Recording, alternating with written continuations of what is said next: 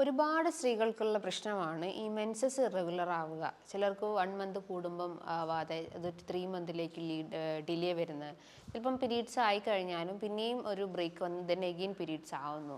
ഒരു 7 ഡേയ്സ് ആയി then again പിന്നെ ഒരു 7 ഡേയ്സ് ഗ്യാപ്പ് വന്ന് ദെൻ ഒരു 7 ഡേയ്സ് കഴിഞ്ഞിട്ടാവുന്നു. അങ്ങനെ ഒരു കംപ്ലീറ്റ് ആയിട്ട് ഒരു ഇറഗുലർ സൈക്കിൾ എന്ന് ഒരുപാട് ലേഡീസ് ഫേസ് ചെയ്തുകൊണ്ടിരിക്കുകയാണ്.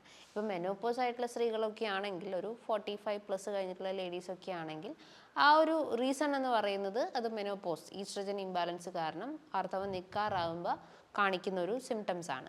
പക്ഷേ ഇന്ന് ഏർലി ഏജ് എസ്പെഷ്യലി ഒരു 15-18+ കഴിഞ്ഞിട്ടുള്ള കുട്ടികൾ, എസ്പെഷ്യലി ടീനേജ് ഗ്രൂപ്പുള്ള കുട്ടികൾ, അതേപോലെ തന്നെ ഇപ്പം മാരീഡ് ആയിട്ടുള്ളവർ, അൺമാരീഡ് ആയിട്ടുള്ള ലേഡീസിനൊക്കെ ഈ ഒരു മെൻസസ് ഇറഗുലർ ആവുന്നുണ്ട്.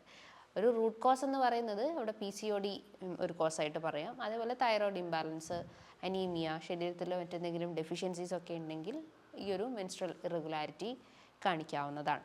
അപ്പോൾ നമുക്ക് ഇന്നത്തെ വീഡിയോയിലൂടെ ഈ ഒരു PCOD, പോളിസിസ്റ്റിക് ഒവേറിയൻ ഡിസീസ്, അല്ലെങ്കിൽ ഓവറിയിൽ കാണപ്പെടുന്ന ചെറിയ സിസ്റ്റിക് ചേഞ്ചസ്, അതിൻ്റെ ഡയറ്റ് പ്ലാൻ ഒന്ന് ഡിസ്കസ് ചെയ്യാം. ഹായ്, ഞാൻ ഡോക്ടർ ജൂഹി ദാസ്, ഡോക്ടർ ഡയറ്റിലെ മെഡിക്കൽ ഓഫീസറാണ്. സ്ത്രീകൾക്ക് ഉണ്ടാകുന്ന ഒരു പ്രധാനപ്പെട്ട ഒരു ഡിസീസ് കണ്ടീഷനാണ് PCOD, പോളിസിസ്റ്റിക് ഒവേറിയൻ ഡിസീസ് അല്ലെങ്കിൽ polycystic ovarian syndrome. PCOD means something related to complete, അതായത് ഒരു ഹോർമോൺ ഇംബാലൻസ് ആയിട്ട് നമുക്ക് പറയാവുന്നതാണ്. ഇവിടെ ഈസ്ട്രജൻ ഇംബാലൻസ് കാണിക്കും. അങ്ങനെ ഓവം മെച്ചർ ആവാതെ ഇമ്മെച്ചർ ആയിട്ടുള്ള ഓവം പ്രൊഡ്യൂസ് ചെയ്യുകയും അത് സിസ്റ്റിക് ചേഞ്ചസിലേക്ക് ലീഡ് ചെയ്യുകയാണ് ചെയ്യുന്നത്. അപ്പോൾ ഇവിടെ സംഭവിക്കുന്ന ഒരു ഫിസിക്കൽ ചേഞ്ചസ് എന്ന് പറയുന്നത് അവർക്ക് ഹെയർ ഗ്രോത്ത് ഉണ്ടാവും, അല്ലെങ്കിൽ ഹിർസ്യൂട്ടിസം എന്ന കണ്ടീഷൻസ് രൂപപ്പെടും. ലൈക്ക് താടീൻ്റെ ഭാഗത്ത്, ചെസ്റ്റിൻ്റെ ഭാഗത്ത്, വയറിൻ്റെ ഭാഗത്ത്, എസ്പെഷ്യലി ഒരു മെയിൽ പ്രിഡോമിനൻറ്റ് ക്യാരക്ടർ പോലെ, ആണുങ്ങളെപ്പോലെ ശരീരം കാണിക്കുന്ന ലക്ഷണങ്ങളായിട്ട് വരും. അതേപോലെ ഹെയർ ഗ്രോത്ത് ഉണ്ടാവും. സെക്കൻഡ് തിങ്, കഴുത്തിൻ്റെ ഭാഗത്തൊക്കെ ആയിട്ട് കറുപ്പ് നിറം, എക്കാന്തോസിസ് നൈഗ്രിക്കൻസ് എന്ന ലക്ഷണങ്ങളും കാണിക്കാവുന്നതാണ്.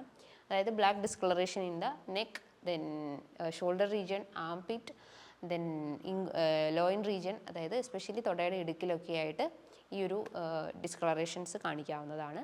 അതിനോടൊപ്പം തന്നെ ലൈക്ക് ഫേസിലൊക്കെ ഒരു ആക്നെ പ്രശ്നങ്ങൾ കാണിക്കാം, എസ്പെഷ്യലി സിസ്റ്റിക് ആക്നെ, ഇങ്ങനെ കുമിളകൾ പോലെ ഇരിക്കുന്ന പിമ്പിൾ ചേഞ്ചസ് ഫേസിലൊക്കെ കാണിക്കാവുന്നതാണ്. അത് നെറ്റിയിലുണ്ടാവും, കവിളിൽ, അതേപോലെ ചീക്കിൽ ഏരിയാസിലൊക്കെ കാണിക്കാവുന്നതാണ്.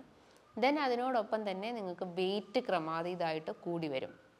ചിലർക്ക് മെൻസ്ട്രൽ എല്ലാം റെഗുലർ ആയിരിക്കും, പക്ഷേ വെയിറ്റ് ഇങ്ങനെ ഡേ ബൈ ഡേ കൂടി വരും. അപ്പോൾ നമ്മൾ ജസ്റ്റ് ഒന്ന് സ്കാൻ ചെയ്ത് നോക്കിക്കഴിഞ്ഞാൽ ചെറിയ രീതിയിലൊരു സിസ്റ്റിക് ചേഞ്ചസ് കാണിക്കാവുന്നതാണ്.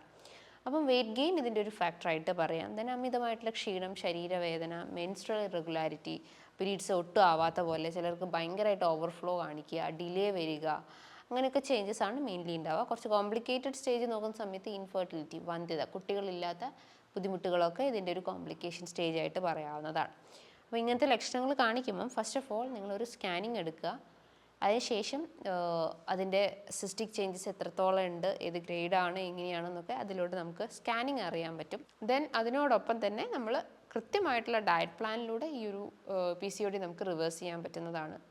ഡയറ്റ് പ്ലാൻ നോക്കുന്ന സമയത്ത് നമ്മൾ അധികമായിട്ട് ഈ ജങ്ക് ഫുഡ് കഴിക്കുക, ഓയിലി ഭക്ഷണങ്ങൾ കഴിക്കുക, സ്പൈസി ആയിട്ടുള്ള അല്ലെങ്കിൽ നമ്മുടെ ആ ഒരു ഇറിറ്റൻസ് ആയിട്ടുള്ള ആഹാരങ്ങൾ കൂടുതൽ കഴിക്കുമ്പം അത് പിന്നെയും ഹോർമോണൽ ഫ്ലക്ച്വേഷൻസ് വരാവുന്നതാണ്.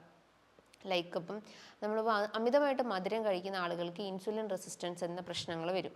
അതുമൂലം നമുക്ക് വെയിറ്റ് ഗെയിനിങ് ഉണ്ടാവും, മെൻസ്ട്രസ് ഇറഗുലർ ആവും, ദെൻ അക്കാന്തോസിസ് നൈഗ്രിക്കൻസ് അല്ലെങ്കിൽ ബ്ലാക്ക് ഡിസ്കളറേഷൻസ് വരും, തൊടയിടുക്കിലൊക്കെ കറുപ്പ് നിറം വരും, അതുപോലെ ഗ്യാസ്ട്രിക് ഇഷ്യൂസൊക്കെ കാണിക്കാവുന്നതാണ്. ഡയബറ്റിക്കും ഫാറ്റി ലിവർ ചിലപ്പോൾ അസോസിയേറ്റ് ചെയ്ത് കാണിക്കാവുന്നതാണ്.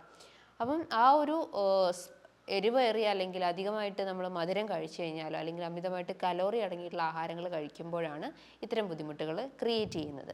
ദെൻ അതിനോടൊപ്പം തന്നെ നിങ്ങൾ അമിതമായിട്ട് ഈ ബേക്കറി പലഹാരങ്ങൾ കഴിക്കുക, ലൈക്ക് ഇപ്പം ജങ്ക് ഫുഡ് കഴിക്കുക, അതിൽ വറുത്ത് പൊരിച്ച ആഹാരങ്ങളൊക്കെ കഴിക്കുന്നത്, എണ്ണക്കടികളൊക്കെ ധാരാളം കഴിക്കുക, കൂടുതൽ ഫ്രൈഡ് ആയിട്ടുള്ള ആഹാരങ്ങൾ കഴിക്കുക. ഇപ്പോൾ ചിക്കൻ കഴിക്കുമ്പോൾ നന്നായിട്ട് ഫ്രൈ ചെയ്ത് കഴിക്കുക, മീൻ കഴിക്കുമ്പോഴൊക്കെയും അങ്ങനെ ആ ഒരു ഫ്രൈഡ് ഫോം കഴിക്കുമ്പം ട്രാൻസ് ഫാറ്റാണ് നമ്മുടെ ശരീരത്തിൽ കയറുകയും അത് പിന്നീട് നമ്മുടെ കോശങ്ങളെ തന്നെ ഡാമേജ് ആക്കുകയും ഈ പറഞ്ഞിട്ടുള്ള ഓവറീസിനെ ഡാമേജ് ആക്കും, അതിൻ്റെ ഓവം പ്രൊഡക്ഷനിൽ ഇംബാലൻസ് കാണിക്കും.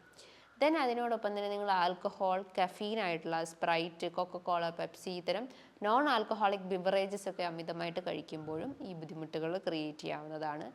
ദെൻ ഫൈബർ ഒട്ടും ഇല്ലാത്ത ആഹാരങ്ങൾ കഴിക്കുക. അതേപോലെ നല്ല എരിവേറിയ അല്ലെങ്കിൽ നന്നായിട്ട് കൊഴുപ്പുള്ള ആഹാരങ്ങളൊക്കെ കഴിക്കുമ്പോഴും ഈ ബുദ്ധിമുട്ട് ക്രിയേറ്റ് ചെയ്യാവുന്നതാണ്.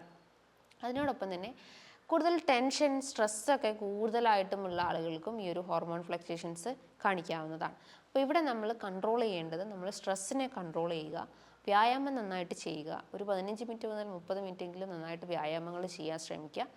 അതിനോടൊപ്പം തന്നെ ഞാൻ പറയുന്ന ഡയറ്റ് പ്ലാൻ കൃത്യമായിട്ട് ഫോളോ ചെയ്യുക. ഇവിടെ ബാലൻസ്ഡ് ആയിട്ടാണ് കൊണ്ടുവരേണ്ടത്. കാർബോഹൈഡ്രേറ്റ്, പ്രോട്ടീൻ, ഫാറ്റ്, അതേപോലെ തന്നെ ഫൈബേഴ്സ് ഇത് കൃത്യമായിട്ട് മെയിൻറ്റെയിൻ ചെയ്യാൻ ശ്രമിക്കുക. ഇപ്പോൾ റൈസ് കഴിക്കുന്ന ആൾ കാർബോഹൈഡ്രേറ്റ്സ് ആണെങ്കിൽ നമ്മൾ സിമ്പിൾ കാർബോഹൈഡ്രേറ്റ്സിന് പകരം കോംപ്ലക്സ് കാർബോഹൈഡ്രേറ്റ്സ് എടുക്കാൻ ശ്രമിക്കുക. അതായത് ബ്രൗൺ റൈസ് കഴിക്കാം, ക്യുനോവ കഴിക്കാവുന്നതാണ്, മട്ടേരി, കുത്തരിയൊക്കെ കഴിക്കാവുന്നതാണ്. പ്രോട്ടീൻ്റെ കേസ് നോക്കുന്ന സമയത്ത് നന്നായിട്ട് ഈ പറഞ്ഞിട്ടുള്ള മീൻ, മുട്ട, അതേപോലെ തന്നെ ചിക്കൻ ആഴ്ചയിൽ ഒരു ദിവസം മാത്രം കഴിക്കുക. മുട്ട കഴിക്കുമ്പോൾ നന്നായിട്ട് ബോയിൽ ചെയ്ത് കഴിക്കുക. ചിക്കൻ നന്നായിട്ട് കറി വെച്ച് കഴിക്കുക. ഒന്നും ഫ്രൈഡ് ഫോമിൽ കഴിക്കരുത്. റെഡ് മീറ്റ് കംപ്ലീറ്റ് ആയിട്ടും കട്ട് ചെയ്യുക. പിന്നെ പ്രോട്ടീൻസിൽ വരുന്നതാണ് ധാന്യങ്ങൾ, എസ്പെഷ്യലി എള്ള് കഴിക്കാവുന്നതാണ്, ഫ്ലാക്സ് സീഡ്സ്, പംകിൻ സീഡ്സ് ഒക്കെ കഴിക്കാം. അതേപോലെ നമ്മൾ കടല, പരിപ്പ്, ചെറുപയർ, ഗ്രീൻ പീസ് ഇങ്ങനത്തെ ധാന്യങ്ങളൊക്കെ നന്നായിട്ട് കഴിക്കാവുന്നതാണ്.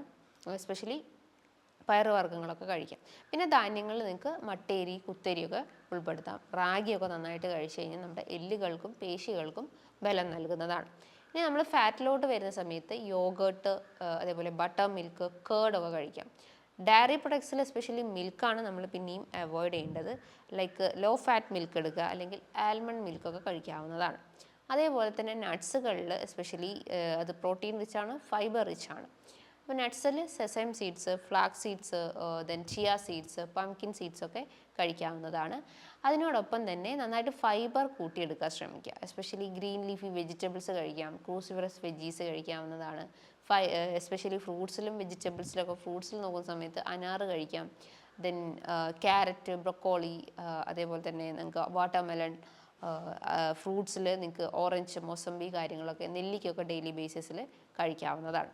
അപ്പോൾ ഈ ഒരു ഫൈബർ ക്വാളിറ്റി നന്നായിട്ട് ഇമ്പ്രൂവ് ചെയ്ത് കഴിഞ്ഞാൽ മെറ്റബോളിസം ബൂസ്റ്റപ്പ് ചെയ്യാനും വെയിറ്റ് ലോസിനും ഇത് ഹെൽപ്ഫുള്ളാണ്. അതിനോടൊപ്പം തന്നെ നിങ്ങളുടെ ഭക്ഷണത്തിൽ vitamins, especially vitamin B complex, vitamin D, vitamin E, vitamin C, vitamin K ഇതൊക്കെ നന്നായിട്ടും ഉൾപ്പെടുത്താൻ ശ്രമിക്കുക. എസ്പെഷ്യലി അത് ഫ്രൂട്ട്സിലും വെജിറ്റബിൾസിലാണ് കാണുന്നത്. അപ്പോൾ അത് നന്നായിട്ട് കമ്പൈൻ ചെയ്ത് കഴിക്കുക.